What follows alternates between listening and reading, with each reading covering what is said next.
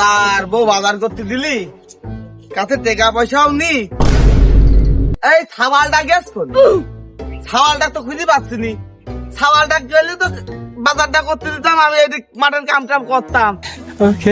এ ফয়সাল, এদিকে আয়, এদিকে আয়, বাজার করতে যাওয়া লাগবি।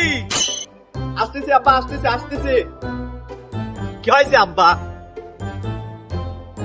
ওই বাজারে যা, তোর মা নিয়ে সদাই করতে হবে না তোর। যা, আমি মাঠের কাম কাজ করে আসি। বেলা এদিক চলে গেল, তুই বাজার তো ঘুরে যা, ধর। আব্বা ব্যাগ দিলাও, বাজার করার টাকা তো দিলাও না।